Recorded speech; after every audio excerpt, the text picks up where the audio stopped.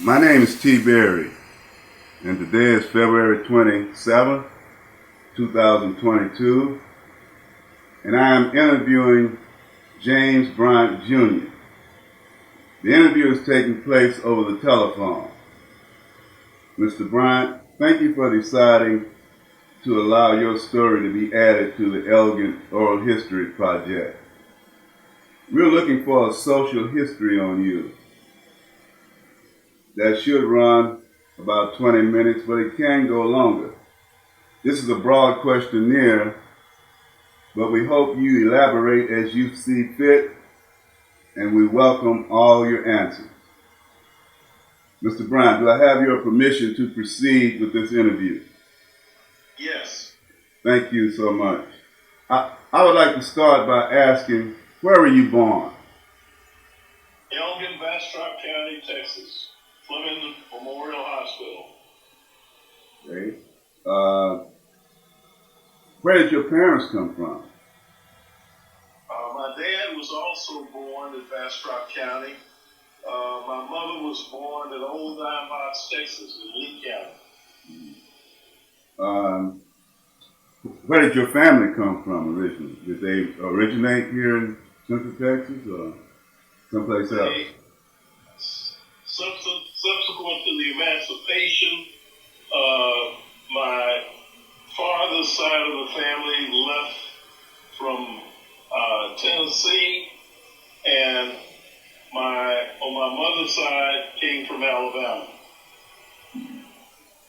And well, tell me about your parents or grandparents. Upon going as far as I did using Ancestry.com and the census records, my grandmother was a mulatto from Tennessee, and her father was a Chippewa, native-born American from Wisconsin. In Canada, the tribe was really Ojibwa. That gentleman was sold into slavery because he was a large man, and he had a tendency to, when he got into fights, really injure people, and the sheriff would chastise and say he could only hit people with an open hand. So my grandmother related many of those stories about him, and he came to Tennessee, and the census established that she was a mulatto, and with this always called the Injun, I have a picture of him. He was had a long white beard. I could remember one of the children that my grandmother raised that was not her own, and he had a long white beard and a white stallion, if you will. So that family, subsequent to the emancipation, they had 11 children. They left Tennessee and came to live in Central Texas. 2 died along the way, and they settled along the Colorado River. What about your grandparents? They stayed on the Colorado River until 1876, and my great-grandfather, they had a massive flood that year, and they then came into the township of Elgin, Texas. Now, who were your parents? My parents is James Bryant. I didn't know until real later years his name was James Smithman Bryant. My mother was Vivian Foster Swain. They then Bryant. What did they do for a living? Dad's main job, he was a custodian at the Elgin National Bank for 57 years. He cut yards. Anytime type of odd job that was needed. Really in the county, he was there, but that was his main job. He was the custodian of the Old National Bank. Mother walked from Lee County all the way to Houston Tillotson College, where she graduated with honors. And she put herself through school. She was the maid of the iconic Texas Ranger. I can't think of his name right now. Who ambushed Bonnie and Clyde. She would always tell her sons, James and Barry, I remember the day that he left to go ambush Bonnie and Clyde. Frank Hammer was his name. So while working her way through school, she was a maid for Frank Hammer in Austin, Texas, and she graduated with honors from Houston Tillotson College. So after graduating, how did she earn a living? Teaching, home economics. Where? She taught in Bastrop, the black school there, Emil, and then she got a job in Elgin, and that's where she remained. She taught homemaking there at Washington High School for 47 years. And Art Jessie, my dad's sister, was an elementary school teacher there, later becoming a principal of the elementary black school there for 49 years. Now, you mentioned Barry. Was that your brother?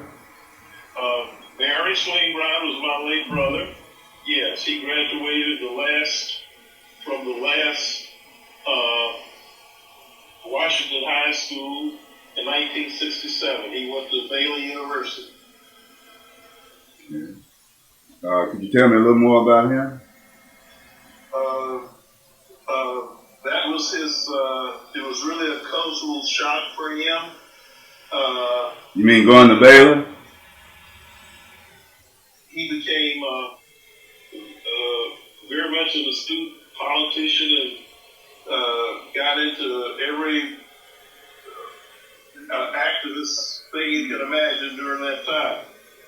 One of his life-changing events that was so profound, the Baptist Student Union asked him to accompany them to Appalachia. And Barry went on that trip to Appalachia, and it changed his life forever. Having grown up in a segregated society and really the associates of the businessmen, the white businessmen, the car dealers of Elgin, Texas, bankers, lawyers, what have you.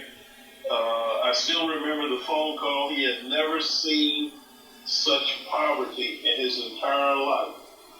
And he was simply profoundly shocked to find out, as he called me and he said, "But James, they are white." And that changed his life forever when he saw what poverty can do to people. And that forever changed his life. He became a yellow dog Democrat all the way. And he then moved to Austin, Texas. He didn't graduate from Baylor, but one of the things I most remember about him, having a quorum in the Texas legislature, the original Dirty 30, and that practice was even followed during later sessions of running. So really the original Dirty 30, the Texas Rangers and Austin municipal police officers were searching everywhere for them, and they had no idea that Sissy Farenthold, Bob Schwartz, and that gang were all holed up in my late brother's apartment in East Austin. Mm. One of the most memorable, with his unfortunate death in 1976, one of the most treasured items was a letter that Sissy Farrakhan wrote to my mother. And he was very much into Texas politics, if you will. And to know that the original Dirty 30, all of them, to prevent a voting quorum in the Texas legislature, all were holed up in his apartment in East Austin.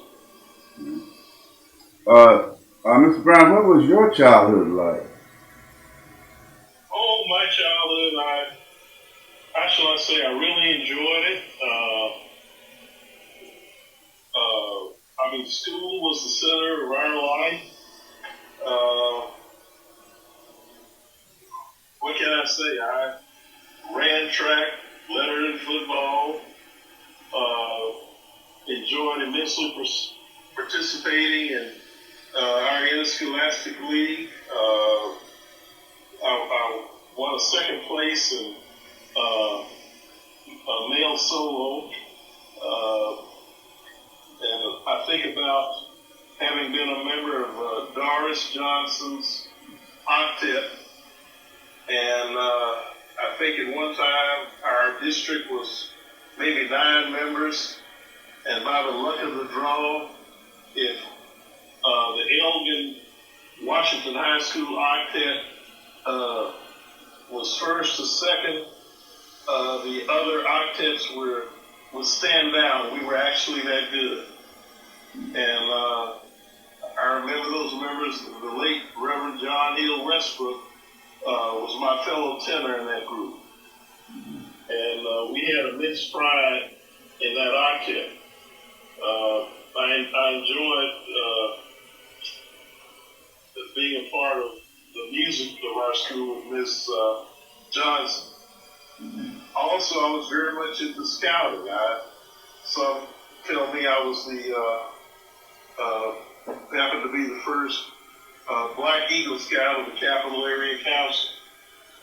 I think there was previously another Eagle Scout, a Mr. Carson, I believe, that preceded me something like 34 years, and he even went on the Arthur Godfrey show.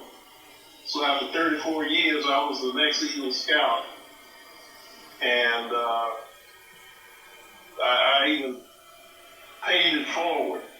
I was responsible as Scoutmaster to 9 Eagle Scouts here in San Marcos, Texas, as well as a Girl Scout leader. I enjoyed being a Girl Scout leader because being a registered nurse, I would go to major hospitals with cases of cookies. And all my girls had camperships. Mm-hmm. So scouting was very much a part of my life. And my scoutmasters were Martin McDonald, I.W. Robinson, Lamorse Madison, I.W. Robinson. Okay, these are all members of the Elgin community. Yes, very much all members of the Elgin community. And those life skills enabled me throughout my life. I later became United States Merchant Marine Medical Services Officer, and every day from what Mr. Lamorse Madison taught me was be prepared, and that's always stuck with me. So being a lieutenant commander in the United States Merchant Marine, scouting was invaluable to me. So I had a lot of wonderful associates. I was valedictorian, president of student council. In high school? You were valedictorian? In high school. All 4 years, just like my daughter here in San Marcos. I couldn't believe it. For all her 4 years in high school, she was the class president. Did you have a favorite teacher in high school? Did I have a favorite teacher in high school? Wow. It had to be Mr. McDonald. Mr. McDonald was a jack of all trades. As a tenderfoot, hiking with a 13-inch cast iron skillet. I carried everything in the kitchen sink on my first hike in a large brown paper bag. It kept breaking. But there was Mr. Martin Luther McDonald helping me in Stacey Adams' shoes. So that was the teacher that I was closest to through scouting, was aided very much in my formative years of establishing my character. Okay. Without a doubt, it was Martin Luther McDonald. All right. Did you have any jobs while growing up? My late father did not allow his sons to sit in a black colloquialism of sitting in the cool. James and Barry Bryant were not allowed to sit in the cool. So if a plumber needed a ditch, Mr. Bryant knew two guys that could dig that ditch. There were so many jobs like that, of cutting yards, baling hay. We were never without a job. And of course, my uncle had a farm where we grew cantaloupes, watermelon, maize, had Hereford cows and scrub cows. I have the Bar B, which was a registered brand in Bastrop County on my mantle in there. So we had jobs like that, and we worked as ranch hands for Ray Arbuckle. Ray Arbuckle, his ancestors fought at the Alamo, and we punched cows for him. To this day, I hate horses. The mount I always drew was very uncooperative. Again, I do not like horses for that reason. So I always had a job. And working for I'll share this with you, Mr. Arbuckle, we learned to ride and shoot on this property. And I think about it now, if we would have killed one of his registered bulls, that was probably worth God knows how much, look where we would have been. But learning how to ride horses and shoot, we could come over to Blankenham, Texas with the Coffees, and one of our cousins was a noted rodeo clown, and they raised quarter horses. But the Bryant boys from Elgin, Bastrop County could go over there and outride and outshoot them using their own horses. We took immense pride in that. Okay. While growing up, what do you recall about any of the business establishments in Elgin? Well, that was one of our jobs. Dad was a janitor at the bank, so his sons, we always assisted our father. We mopped and dusted up Church's pharmacy. We cleaned up the telephone company there. In addition to the bank, and at one time it enlarged. And it was such that, well, we didn't work at it, but we had a lot of car dealerships there for being in a small town. Pontiac car dealership, and we had a Ford dealership, and we stacked lumber at the Lundgren Lumber Company there. Whatever load would come in, Dad would tell us, and he always knew where we were. We would stack that lumber. Okay. What about? I would push my lawnmower all over Elgin, cutting yards, and raking and trimming trees, and you name it. Yeah. Were you bothered by the fact that school and business establishments were segregated at that time? That is one of the ironies, I think, of having grown up. We were very fortunate. Watching in high school, all we wanted to do was really compete.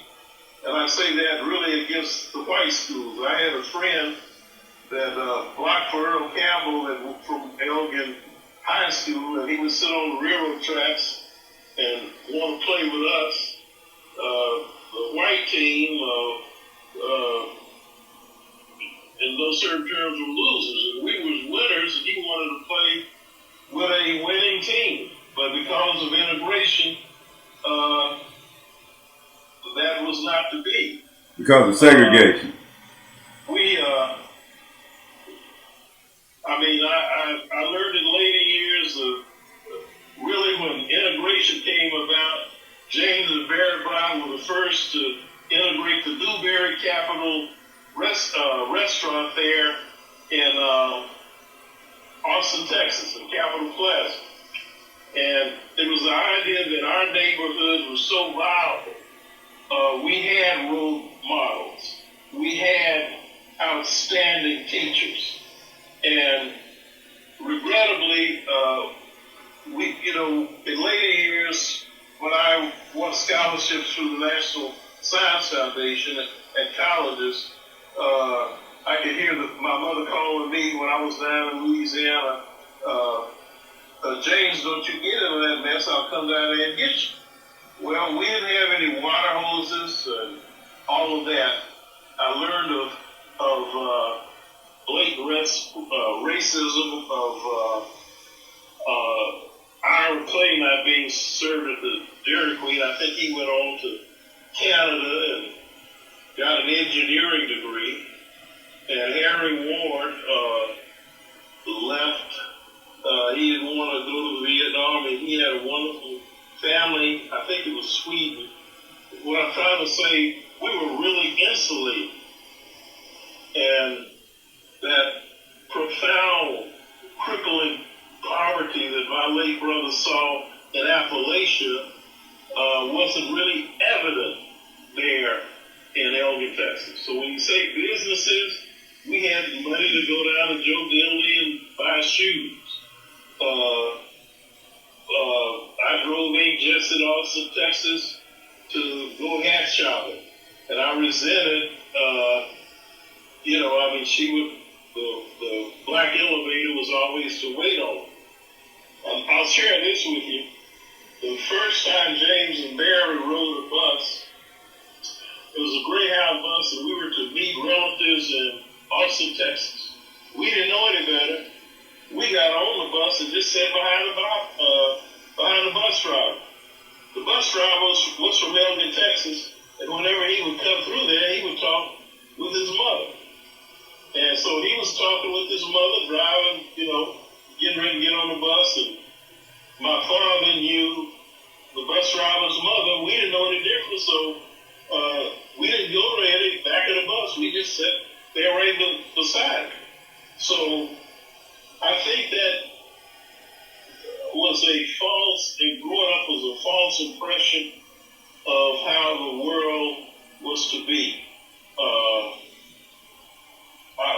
We grew up wishing that others had what we had, and the model for that was a segregated community. In my studies, I have a master's degree in public administration. When you built interstate highways in black viable communities, it shut them down. They died. And thanks be to God, we grew up in a town that had an outstanding school. We had 3 brickyards. Everybody was essentially employed. My father was associated with the movers and shakers of our little family. Who would you say had the greatest influence on your life? Definitely my parents. We had a traditional family. A core family. I had a mother and father, and I lived under the aegis of my father's mother and father.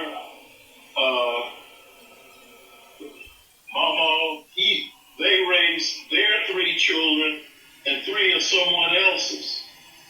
And only when I was writing my grandmother's obituary did I find out Uncle Alvin wasn't my blood uncle. So I approached my father. I said, Dad, my mom could not have had 2 full terms, and he told me to shut up. And in those days, when your father told you to shut up, you shut up. And that's what I did. So my strongest calling card was the influence of my family. Good or bad was my family, my parents, and that family history. What about your family now? Nothing like, how shall I say, we have so many outside influences.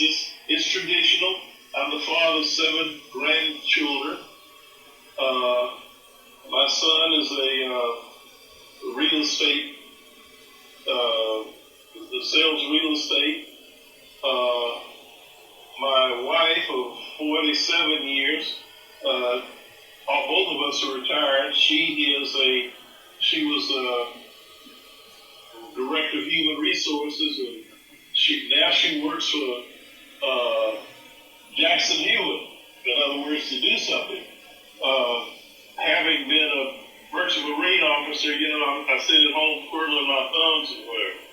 So I have 7 wonderful grandchildren. My daughter is a teacher, pre-kindergarten in Conroe, Texas. Her husband is a chief engineer, merchant marine, and he was the one that called me up and said, Mr. Bryant, I have a job for you. I've always been gainfully employed or whatever. And long story short, I took my credentials, went to this union hall. And in Texas, we really can't even spell union. Long story short, I was on a United States naval ship in less than 30 hours. So he got me into this, and right now he's sailing somewhere. I always say about myself, I'm just out of a Central Texas cow pasture, but I've been around the world 7 times. You wouldn't believe what I've seen. Well, it sounds like you lived a very fruitful and amazing life, Mr. Bryant. And is there anything else you would like to add? I've enjoyed I often think about the fantastic class of 1966. I was president of that class. And my late mother happened to be the sponsor of that prom. And of course, there was to be, James was not going to have any alcohol or anything like that at our prom. And of course, members of the class, they brought it in early. So I remember that. I was very fortunate and privileged to having graduated with the Washington High School class of 1966. Well, I would like to thank you so much for cooperating with us, and I wish you a good day today and best of luck in the future. Thank you immensely, sir. I really appreciate that, and you the same. Okay, thank you.